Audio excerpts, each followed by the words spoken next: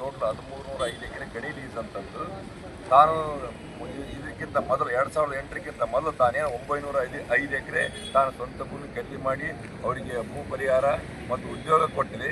ಅದರಲ್ಲಿ ರೈತರ 400 ಪಟ್ಟಾ ಭೂಮಿಗಳನ್ನು ತನ್ನ ಭೂಮಿಯಂದು ಸರ್ಕಾರದ ಅಧಿಕಾರಿಗಳ ಜೊತೆ ಶಾಮೀಲಾಗಿ ಸರ್ಕಾರಕ್ಕೆ ಸುಳ್ಳು ಮಾಹಿತಿ ದಾಖಲೆ ಸೃಷ್ಟಿ ಕೊಟ್ಟು ಒಟ್ಟು ಟೋಟಲ್ 1305 ಎಕರೆ ಭೂಮಿಗೆ ಪಡೆದಿರೋದ್ರಿಂದ ನಮ್ಗೆ 2022 ಗೊತ್ತಾಯ್ತು ಇದೇನು ಮಾಡಿದ್ದ ಗೋಲ್ಮಾಲು. 2022 ನಮ್ಗೆ ಗೊತ್ತಾದ ತಕ್ಷಣ ನಾವು 15/12/2022 ನಾವು ಇಲ್ಲಿನ ರೈತ ಮುಖಂಡರು ಸೇರಿ ಹಲವಾರು ಬಾರಿ ಮನವಿ ಪತ್ರ ಕೊಟ್ಟರೆ ಕೂಡ ಕಂಪ್ನಿ ಅಧಿಕಾರಿಗಳನ್ನು ಕೊಟ್ಟಿವಿ. ಇಲ್ಲಿಂದ ಸಹಾಯಕ ಆಗ್ತಿರೋದ್ರಿಂದ ಮುಖ್ಯಮಂತ್ರಿವರೆಗೂ ನಮ್ಮ ಮನೆ ಪತ್ರವನ್ನು ಕೊಟ್ಟಿವಿ. ಇಲ್ಲಿವರೆಗೆ ಯಾವುದೇ ಕೆಲಸಗಳು ಆಗಿಲ್ಲ. ಆ ನಂತರ ನಾವು ಸುಮಾರಿಗೆ 1.5 ವರ್ಷ ನಂತರ ಒಂದು ಸಂಘ ಮಾಡಿಕೊಂಡು ಯುವಕ ರೈತ ವರ್ಗ ಸಮಿತಿಯಿಂದ ಹಲವಾರು ಸಾರಿ ಕಂಪನಿಗೂ ಮನೆ ಪತ್ರ ಕೊಟ್ಟಿವಿ. ಸಹಾಯಕ ಆಗ್ತಿರೋ ಜಿಲ್ಲಾಧಿಕಾರಿಗಳಿಗೆ ಸರ್ಕಾರ ಮಟ್ಟದ ಮಾತುಕತೆಯಾಗಿ ನಂತರ ಸರ್ಕಾರದಲ್ಲಿ 4-5 ಸಾವಿರ ಮಾತುಕತೆ ಆದವು ಮತ್ತು ಖರೀದಿಯ ಕೇಂದ್ರ ಕಚೇರಿ ಬೆಂಗಳೂರಲ್ಲಿ ಮಾತುಕತೆ ಆದವು. ನಂತರ ಕಂಪನಿಯ ಮುಖ್ಯ ಕಚೇರಿ ಬೆಂಗಳೂರಿನಲ್ಲಿ 3 ಸಭೆ ಆದವು. ಒಂದು ಸಭೆ ಆಯಿತು. ಆ ಸಭೆಯಲ್ಲಿ ಏನಂತಂದರು, ಕಂಪನಿ ಅಧ್ಯಕ್ಷರು, ಕಂಪನಿ ವ್ಯವಸ್ಥಾಪಕ ನಿರ್ದೇಶಕರು, ರೈತ ಮುಖಂಡರು ಮತ್ತು ಆ ಮಾಜಿ ನೇತೃತ್ವ ವಹಿಸಿದ ಅಮರೇಗೌಡ ಪಾಟೀಲ್ ಬಯಪುರ ನೇತೃತ್ವದಲ್ಲಿ 3 ಸಭೆಗಳಾದವು. 3 ಸಭೆಗಳು ವಿಫಲಾದ ನಂತರ ಮತ್ತೆ ಕಂಪನಿ ಅಧಿಕಾರಿಗಳು ಮತ್ತೆ ನಮಗೆ ಸಮಯ ಒಂದು 13/4/2027 ಅನಿರ್ದಿಷ್ಟ ಸತ್ಯಾಗ್ರಹ ಹಮ್ಮಿಕೊಂಡಿದ್ವಿ. ಅವತ್ತಿನ ದಿನದಲ್ಲಿ ಅಟ್ಟಿ ಕಂಪನಿಯ ಮುಖ್ಯ ಇಲ್ಲಿ ಅಟ್ಟಿ ಕಂಪನಿಯ ಕಚೇರಿಗೆ ಕರೆದು ಯಾವುದೇ ಕಾರಣಕ್ಕೆ ನೀವು ಹೋರಾಟ ಮಾಡಬೇಡ್ರಿ, ನಿಮ್ಗೆ ಬೆಂಗಳೂರಿನಲ್ಲಿ ಮತ್ತೆ ಒಂದು ಕೇಂದ್ರ ಕಚೇರಿಯಲ್ಲಿ ಸಭೆ ಕರೆದು ಆ ಸಭೆಯಲ್ಲಿ ನಿಮ್ಗೆ ಸೂಕ್ತ ತೀರ್ಮಾನ ಮಾಡ್ತು ಅಂತ ನಂತರ ನಾವೇನು ಮಾಡಿದ್ವಿ. ಮತ್ತು ಆ ಸಭೆ ಡೇಟ್ ಕೊಟ್ಟರು ಎಂದ 23/4/2027 ಕಾಟ್ಲಿ ಚುನಾವಣೆ ಕೇಂದ್ರ ಕಚೇರಿ ಬೆಂಗಳೂರಿನಲ್ಲಿ GT ಪಾಟೀಲ್ ಮಾನ್ಯ ಕಂಪನಿಯ ಅಧ್ಯಕ್ಷರಾದ GT ಪಾಟೀಲು ಮತ್ತು ಕಂಪನಿಯ MD ಅವರು ಮತ್ತು ಕಂಪನಿ ಅಧಿಕಾರಿಗಳು ನಮ್ಮ ಈ ನೇತೃತ್ವವನ್ನು ವಹಿಸಿರೋ ಮಾನ್ಯ ಶ್ರೀ ಅಮರೇಗೌಡ ಪಾಟೀಲ್ ಬಯಪುರು ನಾವೊಂದು ಜನ ರೈತ ಮುಖಂಡರು ಸುಮಾರು 1.5 ತಾಸುಗಳ ಸುದೀರ್ಘ ಚರ್ಚೆ ನಂತರ ನಮ್ಗೆ ಈಗೆಲ್ಲ ನಿಮಗೆ ಏನು ಅನ್ಯಾಯ ಆಗಿದೆ ಅಂತ ಗೊತ್ತಾಗಿದೆ ಅಂತ ಮಾನ್ಯ ಅಧ್ಯಕ್ಷರು ಮತ್ತು MDಗಳು ಒಪ್ಪಿಕೊಂಡ ನಂತರ ನಮ್ಗೆ ಇನ್ನೂ ಏನು ಅವಕಾಶ ಕೊಡಬೇಡ್ರಿ, ಇನ್ನೂ 3 ತಿಂಗಳ ಅವಕಾಶ ಕೊಟ್ಬಿಟ್ರೆ ನಿಮ್ಗೆ ಖಂಡಿತವಾಗಲೂ ನಾವು ಸೂಕ್ತ ತೀರ್ಮಾನ ಮಾಡ್ತೀವಿ. ಯಾವುದೇ ನಿಮಗೆ ಅಲ್ಲಿವರೆಗೆ ನೀವು ಯಾವುದೇ ಹೋರಾಟ ಮಾಡಬೇಡಿ, ಏನು ಮಾಡಬೇಡ್ರಿ, 3 ತಿಂಗಳು ಆದ್ರೆ ನಿಮ್ಮ ಈಸಿಯಿಂದ ನಿಮ್ಗೇನು ಅನ್ಯಾಯ ಇದೆ, ನಿಮ್ಮ ಅಟ್ಟಿ ಕಂಪ್ನಿಯಿಂದ ಈಸಿಯಲ್ಲಿ ಬರೋಕ್ಕಿಲ್ಲ, ಅದನ್ನು ತೆಗಿತೀವಿ. ತೆಗಿಯೋಕ್ಕಂತ ಬರೋದಂತ ನಮ್ಗೆ ಮನವರಿಕೆ ಆಗೈತೆ. ಆದರೂ ಕೂಡ ನಮ್ಗೆ ಕಾಲಾವಧಿ ಕೊಟ್ಟರೆ ನಾವು ಸರ್ಕಾರದ ಮಟ್ಟ ಮಾತಾಡಿ ನಿಮ್ಮನ್ನು ಭೂಮಿಗೆ ತಗೊಂಡು ನಿಮ್ಗೆ ಉದ್ಯೋಗ ಕೊಡ್ತು ಅಂತ ಹೇಳಿದರು. ಆದ್ರೂ ಅವರು ಕೊಟ್ಟಂಥ 3 ತಿಂಗಳ ಅವಕಾಶ ಮೊನ್ನೆ 23/7/2026 ಮುಗಿದ ನಂತರ ನಾವು ಇದಕ್ಕಿಂತ 15 ದಿನ ಮುಂಚಿತವಾಗಿ 15/7/2026 ನೀವೇನು 3 ತಿಂಗಳ ಅವಧಿ ತಗೊಂಡ್ರಿ, ಅದರೊಳಗೆ ನೀವು ನಮ್ಗೆ ಯಾವುದೇ ರೀತಿಯ ಕೆಲಸ ಒಂದು 3 ತಿಂಗಳ ಟೈಮ್ ತಗೊಂಡು ಕೂಡ ಒಂದು ನಯ ಪೈಸೆ ಕೂಡ ಈ ಕಂಪ್ನಿ ಅಧಿಕಾರಿಗಳು ಮತ್ತು MD ಸಂಬಂಧ ಸರ್ಕಾರ ಯಾವುದೇ ಮಾಡಿಲ್ಲ. ಬರೀ ಕಾಲಹರಣ ಮಾಡಿಕೊಂತ ಈ ಹೋರಾಟನ ಬರೀ ಮುಂದೆ ಹುಡುಕಂತ ಬಂದ್ರೆ ಹೊರತು ರೈತರಿಗೆ ಸೂಕ್ತ ಪರಿಹಾರ ನೀಡಿಲ್ಲ.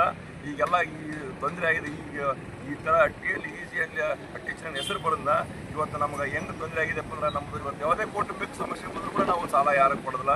ಬ್ಯಾಂಕ್ನವ್ರ ಸಾಲಕ್ಕೆ ಹೋದ್ರೆ ಅವ್ರೆ ಅಂದ್ರೆ ನೀವು ಅಟ್ಟಿ ಕಂಪ್ನಿ ನಿಮ್ಮ ಭೂಮಿ ಮರ್ಚಾಗ್ಯವ, ನೀವು ದಕ್ಷಂಬರ್ರಿ, ನಾವು ಎಣ್ಣೆ ಮಾಡ್ಬೇಕಿಲ್ಲ. ಊರ ಪಕ್ಕ ಕೂಡ ಇದೆ ಕೆಲವೊಂದು ಸರ್ವೆ ನಂಬರ್, ಅಲ್ಲಿ ಅದು ಮಾಡಕ್ಕೆ ಹೋದ್ರೆ ಎಣ್ಣೆ ಮಾಡ್ಬೇಕಾದ್ರೆ ಅಟ್ಟಿ ಕಂಪ್ನಿಯಲ್ಲಿ ಈಸಿ ಬರ್ತದೆ, ನೀವು ನಿಮ್ಮ ಮರ್ಚಾಗೈತೆ ನಿಮ್ಮ ಭೂಮಿ, ನೀವು ದಕ್ಷಂಬರಿ ಅಂತಾರೆ. ಈಗ ಅಟ್ಟಿ ಕಂಪ್ನಿ ಎಲ್ಲ ಕೇಳಕೋರಿ ಅಂತಾರೆ, ನಿಮ್ಮ ಭೂಮಿ ನಿಮ್ಮ ಹತ್ರ ಐತೆ, ಹಕ್ಕು ನಮ್ಮದೈತೆ, ನಿಮ್ಗೆ ಸಾಲ ಬೇಕಾ, ನಾವು ಎಣ್ಣೆ ಇದು ಕೊಡ್ತೀವಿ, NDC ಕೊಡ್ತೀವಿ ಅಂದ್ರೆ ಸಹಾಯಕ ಆಗ್ತಾರೆ. ಕೇಳ್ತೀವಿ ಸರ್, ಹಿಂಗೆಲ್ಲ ಕಂಪ್ನಿಯವ್ರು ಅನ್ಯಾಯ ಮಾಡಲ್ಲ. ಹೌದು, ಅನ್ಯಾಯ ಮಾಡಿದ್ರೆ ಕೊಡ್ತಾರೆ. ನಮ್ಮ ಭೂಮಿಗೆ ನಾವು ಕಂಪ್ನಿಗೆ ಹೇಳ್ಬೇಕಂತ ಸಹಾಯಕ ಆಗ್ತಾರೆ ಹೇಳಿಕೆ ಆಗ್ಬೇಕು. ಈಗ ನಮ್ಮದೇನು ಹೋರಾಟ ಒಂದೇ, ನಮ್ಮ ಭೂಮಿ ನಮ್ಮ ಹಕ್ಕು, ನಾವು ಬಡಿವರಿಗೆ ಯಾವುದೇ ಕಾರಣಕ್ಕೆ ಕೊಡೋದಿಲ್ಲ. ಈಗ ನಮ್ಮೇನು ಬೇಡಿಕೆ ಭಾಳ ಇಲ್ಲ, ಬರೀ 3 ಬೇಡಿಕೆ. ಒಂದು ನೀವೇನು ಅಕ್ರಮವಾಗಿ ಈಚೆಗೆ ನಮ್ಮ ಹೆಸರು ದೇಶನ ತೆಗಿಬೇಕು, ಅಲ್ಲಿಂದ ಇಲ್ಲಿಗಳು 2008 ಇಲ್ಲಿಗೆ ಏನು ನಷ್ಟ ಆಗೈತೆ ನಮ್ಮ ರೈತರಿಗೆ ಅದು ಪರಿಹಾರ ತಂದುಕೊಡ್ಬೇಕು. ನೀವು 2 ಆಗಿಲ್ಲ ಅಂದ್ರೆ ನಮ್ಗೆ ಒಂದೇ ದಾರಿ. ನೀವೇನು ಮಾಡಬೇಕು, ನಮ್ದು ಏನು 4 ಎಕರೆ ನೀವು ಅಕ್ರಮವಾಗಿ ಸೇರ್ಪಡೆ ಮಾಡಿಕಲ್ಲ ಆ ಭೂಮಿನ ನೀವು ಭೂ ಸ್ವಾಧೀನ ಕಾನೂನುಬದ್ಧವಾಗಿ ಮಾಡ್ಕೋಬೇಕು. ಈಗೇನು ಕಾನೂನು ವಿರುದ್ಧವಾಗಿ ಮಾಡ್ಕೊಂಡಿದ್ರೆ ಕಾನೂನುಬದ್ಧವಾಗಿ ನಾಲ್ಕು ಭೂಮಿಯನ್ನು ಭೂ ಸ್ವಾಧೀನ ಮಾಡಿಕೊಂಡು ಅವರಿಗೆ ಉದ್ಯೋಗ ಕೊಡಬೇಕು, ಸರಿಯಾದ ನಂಬರ್ ಉದ್ಯೋಗ ಕೊಡಬೇಕು. ನಂತರ ಅದಕ್ಕೇನು ಪರಿಹಾರ ಸರ್ಕಾರ ಮಟ್ಟದಾಗ ಏನು ನಿರ್ಧಾರ ಮಾಡ್ತಾ ಆ ಪರಿಹಾರ ಕೊಡಬೇಕು. ಈಗ ಸುಮಾರು 65 ಕುಟುಂಬಗಳು, 400 ಎಕರೆ ಜಮೀನು, 65ಗಳು, ಇವೆಲ್ಲ ರೈತರ ಪಟ್ಟ ಭೂಮಿಗಳು. ಇವು ನಮ್ಮ ಹಿರಿಯರ ಆಸ್ತಿ ಇವೆಲ್ಲ. ಈಗ ನಾವು ಪ್ರತಿಯೊಂದಕ್ಕೆ ಇವತ್ತು ಎಷ್ಟು ಕಷ್ಟಪಡಕೈತಿ ಅಂದ್ರೆ 4 ವರ್ಷದಿಂದ ನಾವು ಕಷ್ಟಪಟ್ಟದ್ದು ಸಣ್ಣ ಮಕ್ಕಳು ಕೂಡ ಇದು ಏನು ಅನ್ಯಾಯ ಆಗೈತೆ ಅದಕ್ಕೆ ಬಂದರೆ ಇವತ್ತು ಇಷ್ಟೆಲ್ಲ ಜನ ಇಷ್ಟೆಲ್ಲ ನಮ್ಮ ಕಷ್ಟ ಸರ್ಕಾರಕ್ಕೆ ಮುಟ್ಸಿವಿ. ಆಮೇಲೆ ಈ ಕಂಪನಿ ಅಧಿಕಾರಿ ಅಂತ ಅವ್ರು ಭಾಳ ಬಂಡ್ರ ಇದ್ರು, ಅವ್ರಿಗೆ ಏನಿಲ್ಲ. ನಾವು ಆ್ಯಕ್ಚುಲಿ ನಮ್ಮ ಹೋರಾಟ ಅಕ್ಕಿ ಕಂಪನಿ ಮುಖ್ಯದ ದ್ವಾರದ ಮುಂದಿತ್ತು. ಅವತ್ತು ತಮ್ಮದೇ ಒಂದು ಕಾನೂನು ಮಾಡಿಕೊಂಡು, ಇದನ್ನ ಬ್ರಿಟಿಷ್ ಕಾನೂನು ಅಂತಲ್ಲ, ತಮ್ಮದೇ ಒಂದು ಕಾನೂನು ಇಟ್ಟು ಇಲ್ಲಿ 300 ಮೀಟರ್ ಒಳಗೆ ಯಾವುದೇ ಸಭೆ ಯಾವುದೇ ಹೋರಾಟ ಮಾಡಬಾರ್ದು, ಸತ್ಯಾಗ್ರಹ ಮಾಡೋದು ಕಾನೂನು ತಂದ್ರಿಂದ. ಆದರೂ ನಾವು ಕಾನೂನು ಅವತ್ತು ಇವ್ರು ಏನು ಕಾನೂನು ಮಾಡಲಿ, ನಮಗೂ ಒಂದು ಕಾನೂನು ಐತೆ. ನಮ್ಗೆ ಹೇಳೋರು ನಮ್ಮ ಮಕ್ಕಳನ್ನ ಕಸ್ಕೊಂಡ್ರೆ ನಾವು ಕಂಪನಿ ಮುಖ್ಯದಾರೇ ಕೋರ್ಬೇಕಂತ ಮಾಡಿದ್ದೀವಿ. ಆದರೆ ಅಟ್ಟಿ ಕಂಪನಿಗಳು ತಮ್ಮ ಕುಟಿಲ ಬುದ್ಧಿಯಿಂದ ನಮ್ಮನ್ನ ಮುಖ್ಯದಾರ ತಮ್ಮ ಪೊಲೀಸ್ ಮುಖಾಂತರ ನಮ್ಗೆ ತಡೆದಾರ. ಆದರೂ ನಾವು ಅಲ್ಲಿಗೆ ಹೋಗ್ತಿದ್ವಿ. ನಮಗೆ ಇದೇನೋ ರೋಷ ಐತಲ್ಲ, ಯಾವತ್ತೂ ಅಲ್ಲಿಗೆ ಹೋಗಿ ಧೈರ್ಯದ್ವಿ. ನಮ್ಮ ಇವಾಗ ಯಾರು ನೇತೃತ್ವ ವಹಿಸ ಅಮರೇಗೌಡ ಭಯಪುರ ಹೇಳಿದ್ರೆ ನಾವು ಯಾವತ್ತೂ ಕಾನೂನು ಮೇಲೆ ಹೋಗ್ಬೇಡ್ರಿ, ನಾವು ಎಲ್ಲೆಲ್ಲ ಕುಂದ್ರಮ್ಮ. ಇವತ್ತು ಅಧಿಕಾರಿಗಳು ಪೊಲೀಸ್ ಅಧಿಕಾರಿಗಳು ಎಲ್ಲಿ ಅಲ್ಲೇ ಕುಂತು ನಾವು ನಮ್ಮ ನ್ಯಾಯಯುತವಾದ ನಮ್ಮ ನೇರ ತಪ್ಪಿಲ್ಲ, ನಾವು ಇಲ್ಲೇ ಕುಂತು ಇಲ್ಲೆಲ್ಲ ಹಲವಾರು ಸಲ ಇಲ್ಲೇ ಸಭೆ ಆಗ್ಯಾವ. ಅವ್ನೇನು ತಿಳ್ಕೊಂಡಿರ್ಬೋದು ಅಟ್ಟಿ ಕಂಪ್ನಿಗಳು ನಾವು ಗೆದ್ದು ಬಿಟ್ವಿ ಅಂತ ಹಿಂದಕ್ಕೆ ಸರ್ಕಂದಿಲ್ಲ. ನಾವು ಗೆದ್ದು ಬಿಟ್ವಿ, ಅವ್ರನ್ನ ನಾವು ಹತ್ತಿಕ್ಕೆ ಅಂತ ನಾವು ಇನ್ನೂ ಹತ್ತಕ್ಕಿಲ್ಲ. ನಾವು ರೋಷಿ ಐತೆ ನಮ್ಮ ಹತ್ರ. ಖಂಡಿತವಾಗಿ ನಮ್ಮ ಹಕ್ಕು, ನಮ್ಮ ಭೂಮಿ ನಾವು ಪಡೆದೇ ಪಡೆದು ಹೋರಾಟ ಸಮಿತಿ ಏನು ಈ ಹೋರಾಟನ ಇವತ್ತಿಗೆ ಏನು ಸರದಿ ಉಪವಾಸ ಸತ್ಯಾಗ್ರಹ 3 ದಿವಸ ಇದಾಯ್ತು. 3 ದಿವಸ ಆದರೂ ಕೂಡ ನಾವು ರೈತರು ತಾಳ್ಮೆ ಕಳ್ಕೊಂಡಿಲ್ಲ.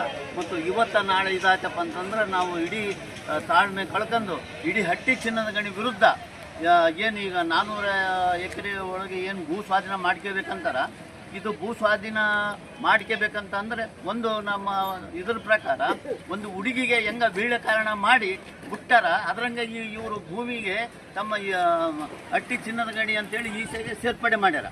ಇವತ್ತು ಅವರೊಂದು ತಮ್ಮ ಕಂಪನಿಯಲ್ಲಿ ಒಂದು ಕಾನೂನು ಐತೆ, ಯಾರಾದರೂ ಚಾಪುಡಿ ಗೇಟ್ನಲ್ಲೇ ತಗೊಂಡು ಹೋದ್ರೆ ಕಳ್ಳ ಅಂತ ಡ್ಯೂಟಿ ತೆಗಿತಾರೆ, ಯಾರಾದರೂ ಬ್ಯಾಳೆ ತಗೊಂಡು ಹೋದ್ರೆ ಡ್ಯೂಟಿ ಅಂತ ಕಳ್ಳ ಅಂತ ತೆಗಿತಾರೆ, ಆದರೆ ಮತ್ತು ಕೆಪ್ಪಣ ಗಿಬ್ಬಳ ಹೋಯ್ದ್ರೆ ಕಳ್ಳ ಅಂತ ತೆಗಿತಾರೆ.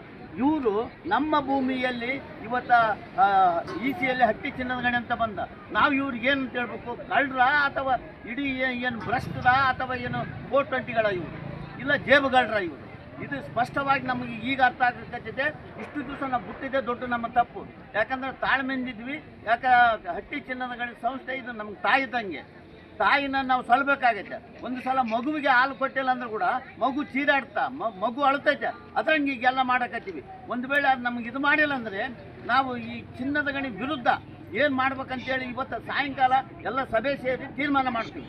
ಮತ್ತು ಇನ್ನೊಂದು ಸುಮಾರು 40 ವರ್ಷಗಳಿಂದ ಹೋರಾಟ ಮಾಡ್ಕೊಂತ ಬಂದ ಇಲ್ಲಿ ಹಟ್ಟಿ ರೈತರು ಯಾರು ಕೂಡ ಪುಕ್ಷಟ ಉದ್ಯೋಗ ಕೊಟ್ಟಿಲ್ಲ.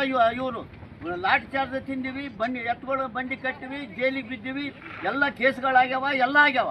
ಆದರೂ ಕೂಡ ಮತ್ತೆ ನಾವು ಈಗ ಹೇಳ್ತೀವಿ, ಅದು ಹೋರಾಟ ಮಾಡಬಾರ್ದಂದ್ರೆ ಅನಿವಾರ್ಯವಾಗಿ ಈಗ ನಮ್ಗೆ ಹೋರಾಟ. ಯಾಕಂದ್ರೆ 4 ವರ್ಷ ಆಯ್ತು, ಇದ್ರ ಪರಿಹಾರ ನಮ್ಗೆ ಸಿಕ್ಕಿಲ್ಲ. ಆಮೇಲೆ ಇನ್ನೊಂದು ಬಹಳ ಮುಖ್ಯವಾಗಿ ನಾವು ಹೇಳೋದೇನೆಂದರೆ, ಇಲ್ಲಿ ಇರ್ತಕ್ಕಂಥ ಏನು ರೈತರ ಇದ್ದಾರ ಇವ್ರ ತಾಳ್ಮೆ ಭಾಳಷ್ಟು ಐತೆ. ಈ ತಾಳ್ಮೆಯನ್ನು ಪರೀಕ್ಷೆ ಮಾಡಬಾರ್ದು ಅಂತ ಹೇಳ್ತೀನಿ. ಯಾಕಂದರೆ ಹೈದರಾಬಾದ್ ಕರ್ನಾಟಕ ಮತ್ತು ಬೆಂಗಳೂರು ಕರ್ನಾಟಕ ಭಾಳ ವ್ಯತ್ಯಾಸ ಐತೆ. ಅದೇ ಬಿಡದಿ ತುಮಕೂರು ಆಗಿದ್ದರೆ ಇಷ್ಟೊತ್ತಿಗೆ ಇವ್ರು ಚಪ್ಲೇಟು ಏನಾದರೂ ಬಿದ್ದು ಗಾಡಿಗೆ ಏನು ಹೊಡಿತಿದ್ರು. ಆದರೆ ನಮ್ಮ ಮಹಿಳೆಯರು ಮೊನ್ನೆ ದೊಡ್ಡ ಗಲಾಟೆ ಮಾಡ್ಯಾರ. ಇತಿಹಾಸದಲ್ಲಿ 40 ವರ್ಷದಾಗ ಈ ರೀತಿ ಮಹಿಳೆಯರು ಮಾಡಿದ್ದು ಇಲ್ಲ. ಅದಕ್ಕೆ ನಾವು ಇವತ್ತು ನಾಳೆ 2 ದಿವಸ ನೋಡ್ತೀವಿ.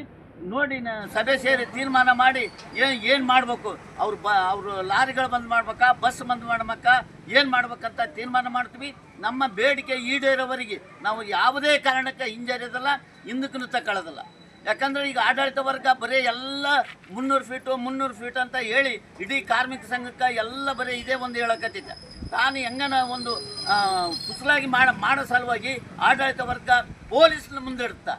ಇಲ್ಲಿ ಪೊಲೀಸರಿಗೆ ನಾವು ಅದಕ್ಕೆ ಹೇಳಿವಿ, ನೀವು ರೈತ ಕುಟುಂಬದಿಂದ ಬಂದವರು, ಇವರೆಲ್ಲ ನಿಮ್ಮ ಅಕ್ಕ ತಂಗಿಯರಂತ ಹೇಳಿವಿ. ದಯಮಾಡಿ ಮತ್ತೆ ಇದೊಂದು ಸಲ ಮಾಧ್ಯಮದ ಮುಖಾಂತರ ಪೊಲೀಸವರಿಗೆ ದಯಮಾಡಿ ಮತ್ತೊಂದು ಸಲ ಹೇಳ್ತೀನಿ, ಕೈ ಮುಗಿದು ಹೇಳ್ತೀವಿ, ನಿಮ್ಮನ್ನ ಮುಂದಿಟ್ಟು ಅವ್ರು ಆಟ ಆಡ್ತಾರೆ.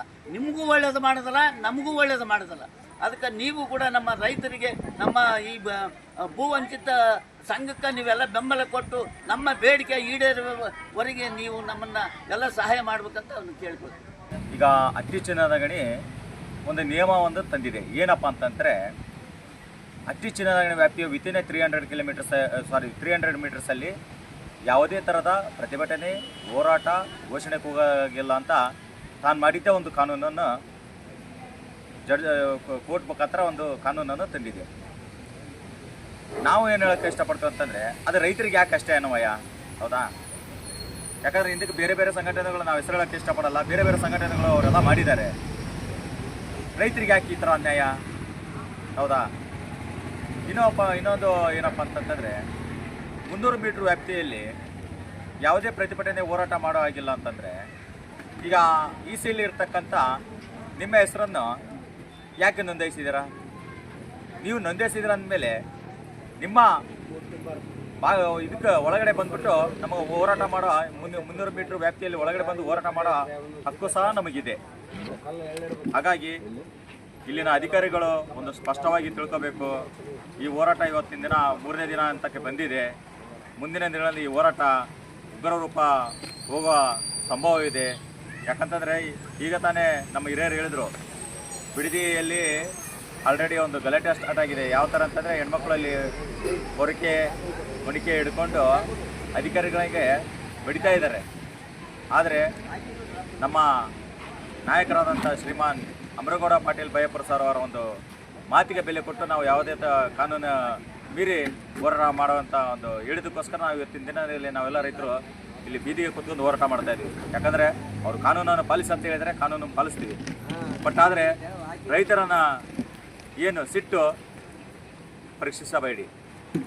ಹಾಗಾಗಿ ಈಗಲೂ ನಾನು ನಿಮ್ಮ ಅಧಿಕಾರಿಗಳಿಗೆ ಒಂದು ಮನವಿ ಮಾಡ್ಕೊಳ್ತಾ ಇದ್ದೇನೆ, ಆದಷ್ಟು ಬೇಗನೆ ನಮ್ಮ ಈ ಭೂ ಪರಿಹಾರ ಸಮಸ್ಯೆಯನ್ನು ಆದಷ್ಟು ಬೇಗನೆ ಬಗೆಹರಿಸಿ ಒಂದು ಮಾತುಕತೆ ಮುಖಾಂತರ ಏನಿದೆ ನೀವು ಒಂದು ಇಸಿಯಿಂದ ಅಟ್ಟಿ ಚುನಾವಣೆಯನ್ನು ತೆಗೀತೀರೋ ಅಥವಾ ಉದ್ಯೋಗ ಅಥವಾ ಪರಿಹಾರನ ಕಲಿಸಿಕೊಡ್ತೀರೋ ಅದು ನಿಮಗೆ ಬಿಟ್ಟು ಅಂತ ನಿರ್ಧಾರ. ಯಾಕಂತಂದರೆ ಮೊನ್ನೆ ಖುದ್ದು ಅಟ್ಟಿ ಚುನಾವಣೆ ಅಧಿಕಾರಿಗಳನ್ನ ಮೈನ್ಸ್ ಆ್ಯಂಡ್ ಜಿಯೋಲಜಿ ಡಿಪಾರ್ಟ್ಮೆಂಟ್ ಅವ್ರಿಗೆ ಅಲ್ಲಿನ ಚೀಫ್ ಸೆಕ್ರೆಟರಿ ಖುದ್ದು ಅವ್ರನ್ನ ಕರೆಸಿ ಹಿಡಿದ್ದಾರೆ. ಏನಂತ ಹೇಳಿದ್ದಾರೆ ಅಂತಂದರೆ ಇಸಿಯಿಂದ ಅಟ್ಟಿ ಚುನಾವಣೆಯನ್ನು ಹೆಸರನ್ನು ತೆಗೆಯೋಕ್ಕಾಗಲ್ಲ, ನೀವೇ ಅವರಿಗೆ ಒಂದು ಪರಿಹಾರನ ಕಂಡುಕೊಳ್ಳಿ ಅಂತ ಹೇಳಿದ್ರು ಸಹ ಇವರು ಒಂದು ಕಾಲಹರಣವನ್ನು ಮಾಡ್ತಾಯಿದ್ದಾರೆ. ಇವತ್ತಿನ ದಿನದಲ್ಲಿ ಯಾವ ರೀತಿಯಾಗಿದೆ ಅಂತಂದರೆ ಅಟ್ಟಿ ಚುನಾವಣೆ ಅಂದರೆ ಕಾಲಹರಣ. ನೀವು ಯಾವುದೇ ಒಂದು ಸಮಸ್ಯೆಗೆ ಇಟ್ಕೊಂಡು ಹೋಗಿ, ಕಾರ್ಮಿಕರ ಸಮಸ್ಯೆ ಆಯಿತು, ಸಾರ್ವಜನಿಕರ ಸಮಸ್ಯೆ ಆಯಿತು, ಯಾವುದೇ ಸಂಘ ಸಂಘಟನಾ ಸಮಸ್ಯೆಗಳಾಯಿತು, ಯಾವುದೇ ಒಂದು ಮೂಲಭೂತ ಸೌಕರ್ಯ ಕಲ್ಪಿಸಿಕೊಡೋದಾಯಿತು, ಯಾವುದರಲ್ಲಿ ನೋಡಿ ಕಾಲಹರಣ ಇದೊಂದು ಗೊತ್ತಿದೆ ಅವರಿಗೆ. ಯಾಕಂತಂದರೆ ಈ ಒಂದು 2022ರಿಂದ ಏನು ಹೆಚ್ಚಾದಂಥ ಹೋರಾಟ ಈಗ 4 ವರ್ಷ ಆಗ್ತಾ ಬಂತು. ಇಲ್ಲಿವರೆಗಾದ್ರೂ ಕಾಲಹರಣೆ ಮಾಡ್ತಾಯಿದ್ದಾರೆ. ತಾವೇ ಖುದ್ದು ಲಿಖಿತ ರೂಪದಲ್ಲಿ ಕೊಟ್ಟಿದ್ದಾರೆ. 3 ತಿಂಗಳ ಒಳಗಡೆ ನಿಮ್ಮ ಸಮಸ್ಯೆಯನ್ನು ಬಗೆಹರಿಸಿಕೊಡ್ತೀವಿ ಅಂತ ಹೇಳಿದ್ದಾರೆ. 3 ತಿಂಗಳು ಆಲ್ರೆಡಿ ಮುಗಿದೋಯ್ತು, ಮತ್ತೆ 3 ತಿಂಗಳು ಕೊಡಿ ಅಂತ ಕೇಳ್ತಾ ಇದ್ದಾರೆ. ಇದರ ಯಾವುದೇ ಅರ್ಥ? ಹಾಗಾಗಿ ಇವತ್ತಿನ ದಿನದಲ್ಲಿ ಅಟ್ಟಿ ಚುನಾವಣೆ ಯಾವ ಅಧ್ವಾನಕ್ಕೆ ಹೋಗಿದೆ ಅಂತಂದರೆ ಬರೀ ಕಾಲಹರಣ ಮಾಡೋದೇ.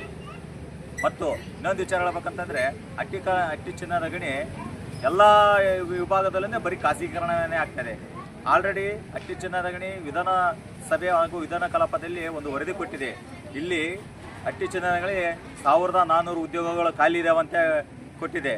1400 ಉದ್ಯೋಗ ತುಂಬಿಕೊಳ್ಬೇಕು ಅಥವಾ ಇವರು ಖಾಸಗೀಕರಣ ಮಾಡಬೇಕು, ತಾವು ನಿರ್ಧಾರ ಮಾಡಬೇಕಾಗಿದೆ. ಎಲ್ಲ ವಿಭಾಗದಲ್ಲಿ ಒಂದು ಅಟ್ಟಿ ಚುನಾವಣೆ ಖಾಸಗೀಕರಣ ಮಾಡಿಬಿಟ್ಟು ಇವತ್ತಿನ ದಿನದಲ್ಲಿ ಉದ್ಯೋಗಸ್ಥರು ಇರ್ಲಾರಂಗೆ ಆಗಿಬಿಟ್ಟಿದೆ. ಯಾಕಂದರೆ ಆ ಖಾಸಗೀಕರಣ ಅನ್ನೋದೇ ಬೇಡ ಅಂತ ಹೇಳಿದವರು ಇವತ್ತಿನ ದಿನದಲ್ಲಿ ಅದು ಖಾಸಗೀಕರಣ ಆಗೋಕ್ಕೆ ಮುಂದಾಳತ್ವ ವಹಿಸ್ಬಿಟ್ಟಿದ್ದಾರೆ. ಹಾಗಾಗಿ ನಮ್ಮ ಏನು 1400 ಉದ್ಯೋಗದಲ್ಲಿ ನೀವು ಅದು ಏನು ಮಾಡ್ತಿರೋ ಬಿಡ್ತಿರೋ ಗೊತ್ತಿಲ್ಲ. ನಮ್ಮ ಭೂ ಹಕ್ಕುವಂಚಿತ ರೈತರಿಗೆ ಒಂದು ಪರಿಹಾರನ ಕಲ್ಪಿಸಿಕೊಡ್ಬೇಕು. ನೀವು ಭೂಮಿ ತಗೋತಿರೋ ಅಥವಾ ನಮ್ಮ ಯುವಕರಿಗೆ ಉದ್ಯೋಗ ಕೊಟ್ಟು ಅಥವಾ ನೀವು ಪರಿಹಾರ ಕೊಟ್ಟರೆ ನೀವೇ ನಿರ್ಧಾರ ಮಾಡಬೇಕಾಗಿದೆ.